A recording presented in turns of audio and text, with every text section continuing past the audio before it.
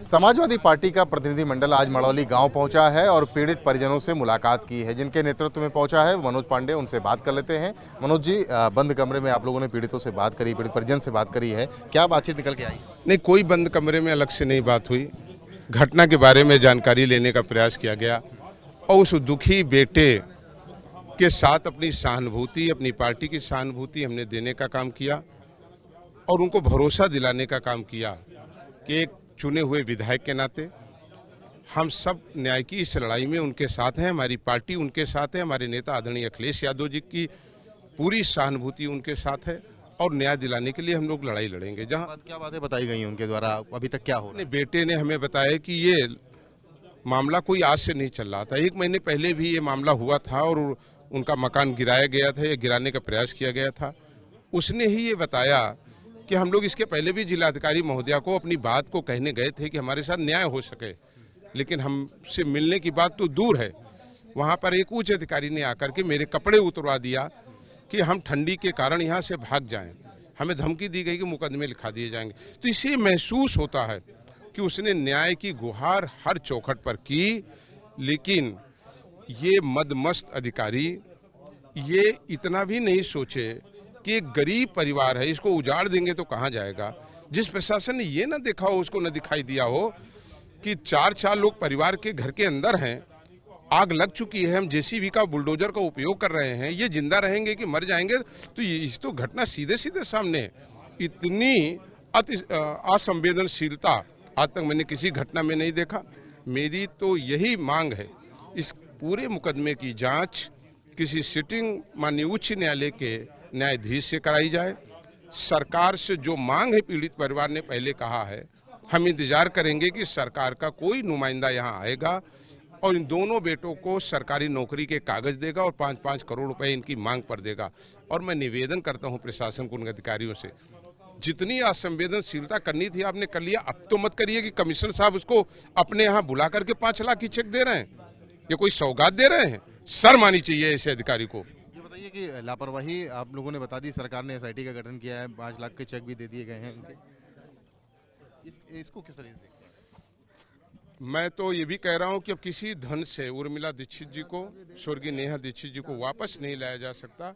आगे ये घटनाएं रुकें, इस परिवार को न्याय मिल सके, ये निर्णय लेना चाहिए। मनोज पांडे के नेतृत्व में समाजवादी पार्टी का दल यहां पर पहुंचा है और साफ तौर पे कह रहे हैं कि जो कुछ हुआ उस मामले का जो जांच है वो अब या तो हाईकोर्ट के सिटिंग जज के साथ कराई जाए या फिर सीबीआई इस पूरे मामले की जांच करे। समाजवादी पार्टी के प्रतिनिधि मंडल में सपा विधायक अमिताभ वाजपेयी भी मड़ौली गांव पहुंचे हैं, बातचीत की है शिवम दीक्षित से, पीड़ित से, और उसके बाद मांग कर रहे हैं कि इसमें सिटिंग जज से जांच कराई जाए। लेकिन तमाम एसआईटी गठित की गई हैं। क्या बातचीत हुई, उनसे बात करते हैं। अमिताभ जी, अंदर आप लोगों ने बातचीत करी शिवम से, क्या बातचीत हुई? ये परिवार है, शिवम हमारे साथ खड़े हैं और इन लोगों ने दर्द झेला है, वो इन्हीं की आत्मा जानती होगी। इन्होंने इसने अपने सामने अपनी माँ को, अपनी बहन को भस्म होते देखा है। हम नहीं समझते इससे बड़ा कोई दुख इस संसार में संभव है। ईश्वर न करे किसी पर ऐसी विपदा कभी आवे, लेकिन ये दर्द है, इसकी तुलना कुछ शब्दों में बयान नहीं करा सकता। पर ये पूरी तरीके से सरकारी तंत्र की विफलता को बताने वाला है, जो अफसरों की निरंकुशता है, जो तानाशाही है, उसको बताने वाला है। आप देखिए, वहाँ पे जरूरत नहीं थी गिराने की, इस तरह की आवश्यकता नहीं थी। आप वो हैं जो 500 एकड़ एक उद्यमी को हमारे कानपुर शहर में फ्री दे रहे हैं। आपका थोड़ी जमीन में क्या जा रहा था? खैर, उसकी जो व्यवस्था है वो कानूनी व्यवस्था करनी चाहिए थी, लेकिन आपका तो निरंकुश आदेश 24 घंटे में खाली कर दीजिए और सीधे बुलडोजर लेकर के आ गए। आग लग गई है, आग लग जाने के बाद भी बुलडोजर नहीं रुका है, बुलडोजर ने वो गिरा दिया उनके ऊपर, वो उसमें दबके खत्म हुए। पहले संदेश ये दे कि आत्महत्या कर ली, उसके अंदर आत्महत्या नहीं करी। आपने सुनी होगी आवाज़, आग लगा दी, आग लगा दी। आपने आवाज़ उस महिला की करुण क्रंदन सुना होगा आपने। शायद ही कोई होगा जिसके अंदर इंसानियत होगी और उसको देखकर उसकी आंख में आंसू नहीं आया होगा। इसलिए इस विभत्स घटना पे हम सब लोग जहाँ एक और दुखी हैं, वहीं गुस्से में भी हैं। हम लोग परसों से ही इस घटना का संज्ञान लिया था, आना चाह रहे थे, लेकिन प्रशासन ने। मेरा दूसरा सवाल यही है कि आज आखिरकार आप लोग यहाँ पर पहुँच गए, पहले आप लोगों को रोका? परसों आपने अगर विजुअल देखे होंगे तो किस कदर फोर्स लगाई थी। अगर इस तरह फोर्स लगा दे तो सारी अपराध खत्म हो जाए। रोकने की वजह क्या रही, आप क्या मानते हैं? वो पता नहीं, उनका मैनेजमेंट होगा। ये सरकार एक मैनेजमेंट में चलती है, इनका एक वो है, डैमेज कंट्रोल यूनिट है इनके पास। अब जिस तरह मैंने डिप्टी सीएम का वो ऑडियो देखा है, जो वीडियो कॉल, कैसे कैमरा लगा हुआ था पहले से, कैसे वो कैमरा मूवमेंट कर रहा है, कॉल कहाँ तक चलेगी, कैसे रुक जाएगी, मजाक सा लगता है भाई। ये भी आप लोगों पे भी तो आरोप लग रहे हैं कि आप लोग इस तरीके से प्रचार कर रहे हैं और राजनीति इसमें कर रहे हैं। देखिए, हम परिवार की मदद करते हैं और जब हम मदद करते हैं तभी सरकार मदद करती है। आप मनीष गुप्ता हत्याकांड याद करो, आप भी थे। 10 लाख दिया सरकार ने, जब हमने 20 दिया तो उन्होंने 40 दिया, तब नौकरी दी। अभी बलवंत वाले में वो तो आंगनबाड़ी में नौकरी दे रहे थे और 5 लाख दे रहे थे। जब हमने 5 लाख दिया है और जब हम लोगों ने मांगे तब उन्होंने केडीएम नौकरी दी है। तो हमारा देखिए, देना सरकार को है। हम जो देते हैं अपने संसाधनों से, अपने कार्यकर्ताओं के जो पैसे इकट्ठा होता है वो देते हैं, आगे परिवार की मदद करते हैं। लेकिन हमारी वजह से यदि किसी को ज़्यादा मिल सकता है, उसकी मदद बेहतर होती है, तो हम लोग उसका प्रयास करते हैं। सोसाइटी का गठन कर दिया गया है, मुआवजा दे दिया गया है 5-5 लाख रुपए का। आपको लगता है कि सरकार प्रोएक्टिव होकर के काम कर रही है या फिर नहीं कर रही? SIT कहाँ है? एक SIT होती है, कितनी SIT बना दी? एक SIT बना दी, इसमें बताया कमिश्नर साहब और AD साहब हैं। एक बनाई DGP ने, कोई हरदोई की बना दी, एक DM ने कोई जुडिशियल इंक्वायरी सेट कर दी। अरे भाई, ये जो लोग जिनकी जांच होनी है वही जांचें कर रहे हैं। कितनी जांचें कर रहे हैं? घटना तो एक है, अनेक जांचें होंगी क्या? अनेक जांचों का अलग अलग परिणाम आएंगे, तब किसकी जांच करेंगे आप? सबको पता है कि ये सीधे सीधे प्रशासनिक नकारापन, प्रशासनिक निरंकुशता का परिणाम है। तो जिसका निरंकुशता है उस पर पहले तो मुख्यमंत्री अपनी भाषा शैली ठीक कर लें। आप तो कहते थे गरीब के झोपड़े पर नहीं चलेगा बुलडोजर, कहाँ मान रहे हैं आपकी? तो आप अपने कानून ठीक करिए, अपनी भाषा शैली ठीक करिए, अपने अधिकारियों पर नियंत्रण करिए। अरे हमारी ना सुनिए, अपने नेताओं की सुन लीजिए। आपके विधायकों मंत्रियों की नहीं सुन रहे हैं अधिकारी। आखिरी सवाल आपसे ये है कि समाजवादी पार्टी इसको कहाँ तक लेकर के जाएगी?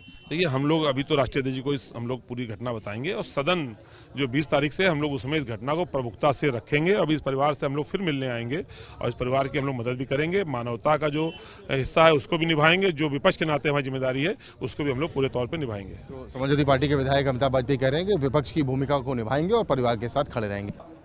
कानपुर देहात के मड़ौली गांव में हुई घटना के बाद समाजवादी पार्टी का प्रतिनिधिमंडल परिजनों से मिलने पहुंचा है। शिवम दीक्षित हमारे साथ हैं, जिनके साथ समाजवादी पार्टी के विधायक और जो प्रतिनिधिमंडल आया था उन्होंने मुलाकात की है, बातचीत की है। शिवम, क्या बातचीत हुई आप लोगों की? समाजवादी पार्टी के जो नेताओं ने मुझसे आश्वासन दिया है कि वो हमारी हर संभव मदद करेंगे और अपराधियों को मतलब सजा दिलवाने में हमको न्याय दिलवाएंगे। आपने क्या बातें रखी उनके सामने, क्या क्या बताया? जी, मैंने उन्हें बताया कि मेरे साथ जो मतलब हुआ है, जो बीता है, मैंने वही अपना बताया हुआ है और उसके सुनने के बाद उन्होंने यही कहा कि जो हो सकेगा उनकी तरफ से वो करेंगे। आपको लगता है कि जो सरकार की तरफ से आश्वासन दिया गया, डिप्टी CM की तरफ से आश्वासन दिया गया, वो उस पर जिला प्रशासन और अधिकारी आगे बढ़ रहे हैं या कोई टालमटोल हो रही है उसमें? अभी फिलहाल ज़मीनी स्तर पर तो कोई कार्रवाई नहीं हुई है और मुझे लगता है कि शायद इसमें बहुत ही स्लो चल रहे हैं, वो बहुत ही स्पीड बहुत ही स्लो है उनकी, और देखते हैं क्या। आप लोगों को जो 5-5 लाख रुपए का चेक मिला है, वो समाजवादी पार्टी का कहना है कि आपको वहां बुला करके दिया गया, इस पर आपका क्या स्टैंड है? सही हुआ, यहाँ दिया जाना चाहिए था चेक या वहां पर आपको दिया गया, क्या है? ये तो मतलब मुझे नहीं पता है। उन्होंने मुझे वहाँ बुलाया, वहीं पे दिया है और मैंने ना तो मांग भी नहीं की थी कि यहाँ दो वहाँ दो। उन्होंने बुलाया कि शिवम चलो मेरे वहाँ चलो, मैं आपको। फिलहाल मांग क्या है आपकी? अब की अगर बात की जाए, मेरी यही मांग है कि जो अपराधी हैं उन पर सख्त सख्त कार्रवाई हो और ये इस तरीके कार्रवाई हो कि आगे किसी गरीब का घर या झोपड़ी इस तरीके से ना जलाई जाए, ये नज़ीर बने, इस तरीके कार्रवाई हो। किन लोगों पर आप चाहते हैं कि कार्रवाई जल्द से जल्द होनी चाहिए? जी, SDM लेखपाल कानून को और जो भी पुलिस के SHO जो भी हैं और गांव के जो बाहुबली लोग हैं उनके, जिनके मैंने नाम दिए हुए हैं FIR में, उन पे सख्त कार्रवाई। भरोसा होता है कि SIT गठित कर दी गई है, तमाम लेवल पर अपनी अपनी जांचें शुरू हो गई हैं, जांचों का कुछ नतीजा निकलेगा? जी, मुझे अभी तो यही लगता है कि हाँ, शायद उनका नतीजा निकलेगा। अब SIT की जांच के बाद ही पता चलेगा क्या होता है। सपा का प्रतिनिधिमंडल यहाँ पे आया, आपको लगता है कि आपके मामले में न्याय से पहले राजनीति शुरू हो गई? जी, शायद राजनीति के वो मुझसे मिलने के लिए या मेरा दर्द समझने के लिए शायद आए हुए हैं। मुझे तो यही लगता है। मुझे तो राजनीति समझ में नहीं आती है क्योंकि राजनीति मामले में तो कभी रहा नहीं हूँ, तो इसलिए मुझे तो लगता है मेरे दर्द में शामिल होने के लिए शायद आए हुए होंगे। तो शिवम दीक्षित पीड़ित हैं और साफ तौर पे कह रहे हैं कि तमाम बातें उन्होंने समाजवादी पार्टी के प्रतिनिधिमंडल के सामने रखी हैं और उन्हें विश्वास भी है कि आने वाले दिनों में पार्टी ही नहीं तमाम अन्य लोग भी उनके साथ खड़े रहेंगे और जो मांगे उन्होंने पहले की थी उसको वो भी दोहरा रहे हैं। कानपुर देहात से कैमरामैन पंकज निगम और सहयोगी विकास धीमान के साथ रतीश त्रिवेदी, ABP गंगा।